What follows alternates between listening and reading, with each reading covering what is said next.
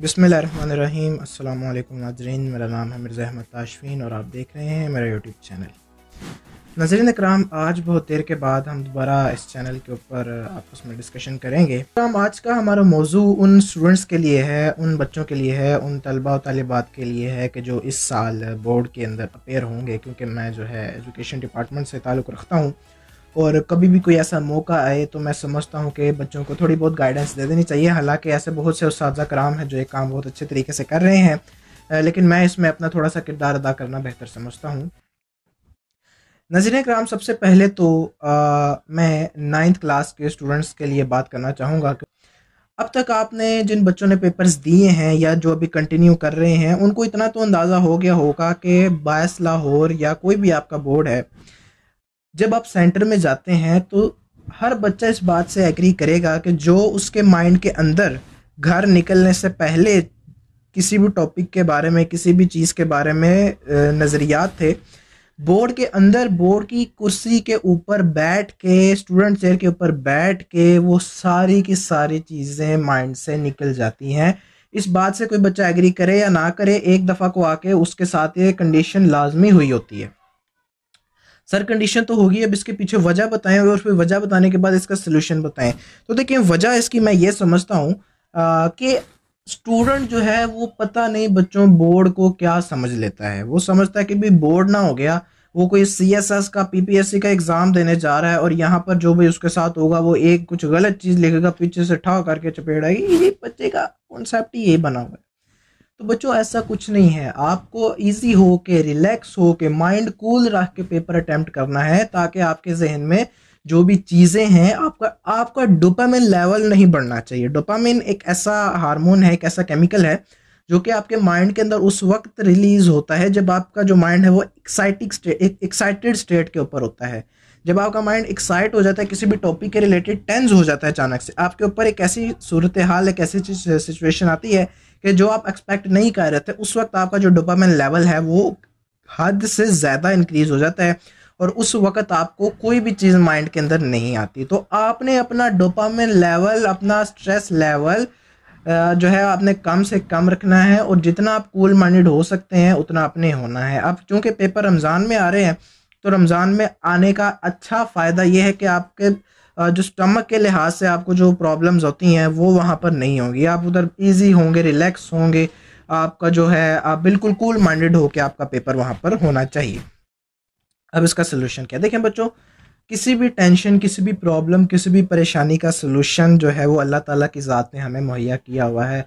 आप कुछ विर्द करके, तस्बीह करके अपने एग्ज़ाम सेंटर में जाया करें। रास्ते में अपने वालिद साहब के साथ या अपने दोस्तों के साथ या खुद ही अकेले सेंटर जा रहे हैं तो वहाँ पर आप जितना हो सके ज़िक्र अज़कार किया करें, दरूद सलाम पढ़ा करें, आयतल कुर्सी पढ़ लिया करें, कुछ सूरतों की तिलावत कर लिया करें, रब्बि ज़िदनी इल्मा, रब्बि ज़िदनी इल्मा का जिक्र करते करते जाया करें। तो जब इंसान को पता होता है कि उसने अल्लाह से मदद मांगी है, तो अल्लाह की ज़ात ऐसी है कि वो किसी भी इंसान की मुराद को रद्द नहीं करता है। अगर दुनिया में रद्द करेगा तो आखिरत में उसको पूरा कर देगा। तो लिहाजा अगर आप अल्लाह के ऊपर पुख्ता ईमान रखते हैं, स्ट्रॉन्ग बिलीव रखते हैं, तो वल्लाहु आलम वो ज़ात आपको कभी भी नाउमीद नहीं करेगी। आपको हमेशा अल्लाह ताला से उम्मीद लगानी है और आपका जो हाथ से उम्मीद का दामन छूटना नहीं चाहिए। अब बच्चों बात करते हैं उन स्टूडेंट्स के बारे में कि जो समझते हैं या जिनका ऐसा ख्याल है कि वो बोर्ड के पेपर में अच्छा नहीं कर पाएंगे, या वो समझते हैं कि भाई हम बोर्ड के पेपर में जो लिख के आए वो अच्छा नहीं हुआ है। देखें, जो हो गया वो हो गया। आपने सारा साल नहीं पढ़ा, उसका नतीजा बोर्ड के अंदर तो निकलना ही है। एक बच्चे को पता है कि मैंने सारा साल किस तरह पढ़ा है, मैंने सारा साल क्या मस्तियाँ की हैं, मैंने सारा साल जब टीचर पढ़ा रहा था तो मैं क्या कर रहा था अपने दोस्तों के साथ लास्ट बेंच पे बैठ के, तो वो आप सबको पता होता है। लेकिन इसके बावजूद हम बोर्ड के अंदर जाते ही अचानक से अपनी उम्मीदों का लेवल वो कोहे होता ले जाते हैं। भाई पता नहीं, भाई सारा, हाँ, पेपर से 1-2 मिनट पहले हमारे कान में कोई आएगा, चुपके से पेपर के आंसर बताएगा और चला जाएगा। ऐसा तो नहीं है। जो आपने सारा साल पढ़ा है वही आप पेपर के ऊपर एक्सप्रेस करेंगे। तो बराए अकरम बड़ी बड़ी उम्मीदें लगाने से बचें। अल्लाह से मांगे, मैं फिर वही कहूँगा, अल्लाह से मांगें, अल्लाह से गिड़गिड़ाएं अल्लाह के आगे कि अल्लाह मुझे अच्छे नंबर से नवाज दे, मुझे हिम्मत अता फरमा कि मैं बोर्ड के अंदर जाके बैठ के कॉन्फिडेंट हो के पेपर लिख सकूं। लेकिन ये बात उम्मीद करना कि भाई मैं अचानक से अच्छे नंबर ले लूँगा, ये अक्लमंदी की बात नहीं है। उम्मीद आपको पता चल चुका होगा कि बोर्ड का एग्जामिनेशन जो हमारे माइंड के अंदर कॉन्सेप्ट बना हुआ है कि इज़ वेरी डिफ़िकल्ट, वहाँ पर जो एटमॉस्फेयर है वो कूल होता है, आप कूल मनी होके जाएं। अच्छा जी, अब हम बात करते हैं कि बोर्ड के अंदर पेपर अटेम्प्ट किस तरह करना है। एक बात यहाँ पर मैं आपको पॉइंट आउट करवा दूँ, मैं यहाँ पर प्रेजेंटेशन की बात नहीं कर रहा, मैं यहाँ पर बोर्ड में आने वाले किसी भी सब्जेक्ट के इंपॉर्टेंट क्वेश्चंस की बात नहीं कर रहा, मैं यहाँ पर आपको बोर्ड के अंदर क्या क्या स्टेशनरी लेके जानी है उसकी बात नहीं कर रहा, या बोर्ड में आपको जाके सिफारिश किस तरह लगवानी है उसकी बात नहीं कर रहा। मैं यहाँ पर बात कर रहा हूँ कि आपके माइंड के अंदर जो कॉन्सेप्ट्स हैं उनको अपने पेपर पर किस तरह लिखना है, हम इसकी बात कर रहे हैं। और एग्जामिनर का आपका पेपर चेक करते वक्त क्या कॉन्सेप्ट होगा, क्या उसके लिए आपके पेपर के मुतालिक क्या ख्यालात होंगे, ये हम डिस्कस करने जा रहे हैं। आखिरी बात करूँगा, फिर वीडियो को ख़त्म करते हैं। अच्छा बच्चों, जो बोर्ड का एग्जामिनर है ना, वो जो पेपर ढूंढ रहा होता है फुल मार्क वाले ढूंढ रहा है। अक्सर ऐसे होते हैं कि जो फुल मार्क्स वाले पेपर ढूंढ रहे होते हैं कि यार मैंने इतने पेपर चेक कर लिए कि फुल मार्क्स का पेपर नहीं है, क्योंकि मैंने पेपर चेक भी किए हैं और मैं होते हुए देखता भी रहा हूँ काफ़ी सालों से। बिकॉज़ मेरे फादर का जो ताल्लुक़ है वो काफ़ी सालों से 24-25 साल से एजुकेशन डिपार्टमेंट के हैं, तो मेरे साथ जो है इस तरह के लोगों का इंटरेक्शन काफ़ी कॉमन है। तो उनसे मैंने सारी इन्फॉर्मेशन आपके लिए इकट्ठी की है, और क्योंकि मैं खुद भी as a teacher vice head काम कर रहा हूँ, तो मैं आपको जो बता सकता हूँ मैं बताता हूँ। आपका एग्जामिनर ढूंढ रहा है कि भाई फुल मार्क्स वाली कॉपी क्यों नहीं आ रही। एक ऐसी कॉपी आई, उसको एक उम्मीद सी जागी कि यार ये कुछ कर सकता है।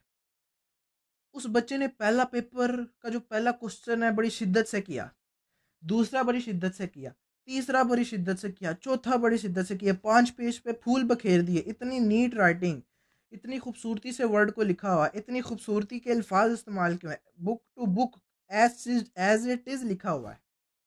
लेकिन छठे पेज पर आके मोराल डाउन, राइटिंग खराब, भूल गया, वर्डिंग ही भूल गई, कुछ भी नहीं याद रहा। वो फिर वैसे नॉर्मल बच्चों वाला एवरेज। बोर्ड के अंदर वो बच्चा कामयाब है जो कि अपनी कंसिस्टेंसी को बरकरार रखता है। सर ये कंसिस्टेंसी क्या वर्ड है? कंसिस्टेंसी कहते हैं आपके अंदर पेपर शुरू करने से पहले जो एनर्जी थी आपने उसको पेपर ख़त्म करने के बाद तक बरकरार रखना है। सर ऐसा तो कैसे हो सकता है, हम लिखेंगे हमारी एनर्जी कंज्यूम होगी, तो उसको रीफिल पेपर के दौरान ही किस तरह करें? वो है आपने अपनी एनर्जी को बढ़ाना है, एक दफ़ा फुल पोटेंशियल पे अपने आप को लाना है कि आई कैन डू इट, मैं इसको कर सकता हूँ, मैं पेपर कर सकता हूँ। मैं ये बात इस वक्त कर रहा हूँ ना, बच्चे समझते हैं कि ऐसा तो पागल ही करते हैं, अपने आप से साइड पे होकर लगो I can do it, I can. लोग भी समझेंगे इनू की हो गया, बैठे बैठे पागल हो गया। आप करें, अपने दिल से बात करें ना। अपने आपका जो सबसे बड़ा दोस्त है वो आपका माइंड है, अपने माइंड से बात करें, you can do it. Order my hands to write that I have remembered, मेरे हाथों को हुक्म दो, ऑर्डर करो कि जो मैंने लिखा है पढ़ा है उसको अच्छी तरह से लिखें। अपने आप को मोटिवेट करें। चलो जी, एनर्जी आ गई फुल पोटेंशियल पर। अब उस एनर्जी को छोटे छोटे कामों में, छोटे छोटे टास्क में डिस्ट्रीब्यूट किस तरह से करना है। जब आप अपने पेपर के ऊपर पहला वर्ड लिखते हैं ना, उस वर्ड के ऊपर इतनी शिद्दत से नहीं लिखना, इतना गत्ता पकड़ के एंगल बदल के ऐसे ऐसे ऐसे मार कर रंग चेंज, काला कभी नीला कभी पीला कभी सफेद, नहीं बच्चों, ये चीज़ नहीं देखी जाती। आपने क्या लिखा है, किस तरीके से आपने पेपर को रिप्रेजेंट करवाया है, कहाँ पर डायग्राम की ज़रूरत थी, कहाँ पर ग्राफ की ज़रूरत थी, कहाँ पर एग्जाम्पल की ज़रूरत थी, आपने वो दी है। That is the thing that matters, और कुछ नहीं मैटर करता। आप ये बात समझें, ठीक है ना। जो आप पेपर के अंदर पहली चीज़ लिखते हैं उसको कॉन्फिडेंट होके लिखें, ना कि पागल ही हो जाए कि इसको मैं ऐसा लिखूंगा कि दुनिया में किसी ने इसको इस तरह से नहीं लिखा होगा। फिर जो आप कॉन्फिडेंट होके लिखेंगे, रिलैक्स होके, नॉर्मल होके कि भाई मेरा ये एकेडमी कॉलेज स्कूल का टेस्ट है, मैं तो वैसे लिखता हूँ, वैसे मैं इसको लिखूंगा, ठीक है ना। सीरियस होना है, ये नहीं कि मजाक मजाक में, सीरियस होके लिखना है, नंबर फिर नहीं आने। अच्छा, पहला क्वेश्चन, दूसरा क्वेश्चन, तीसरा क्वेश्चन, चौथा क्वेश्चन, पांचवा क्वेश्चन, 5 पेज हो गए। अब एक साइड पे वो बच्चा बैठा हुआ है जो पहले 4 क्वेश्चन बड़ी शिद्दत से करता है, बड़ी अक्लमंदी से करता है, बड़ी एनर्जी लगा देता है। उसका तो न मोराल डाउन के यार बड़ा थक गया हूँ मैं, ये क्या पेपर है, ख़त्म ही नहीं हो रहा। इधर बच्चा बैठा हुआ है जो कंसिस्टेंसी से लिख रहा है, लाइन लगा रहा है, एग्जाम्पल दे रहा है, ग्राफ बना रहा है। वो बच्चा 5 सवाल करने के बाद अचानक से एनर्जी रिफिल होगी, मोटिवेट हो जाएगा। कि यार मैंने इतने कम टाइम में, इतने एफिशिएंट टाइम में, इतने स्टैंडर्ड टाइम में ये चीज़ लिख भी ली है। वो हैरान हो जाएगा, वो कहेगा यार वो ये सर अहमद तो ठीक कह रहे थे, इस तरह करने से तो हम जो है वो अपना टाइम सेव कर सकते हैं, एनर्जी सेव कर सकते हैं। तो ये पेपर के दौरान ही आपके अंदर रीफिल आ जाएगा एनर्जी का, ठीक है ना। तो इस तरह से पेपर को लिखना स्टार्ट करें। ओके बच्चों, मिलते हैं नेक्स्ट एक इंटरेस्टिंग टॉपिक के साथ, एक इंटरेस्टिंग वीडियो के साथ। तब तक के लिए खुश रहें, सलामत रहें, अल्लाह हाफ़िज़।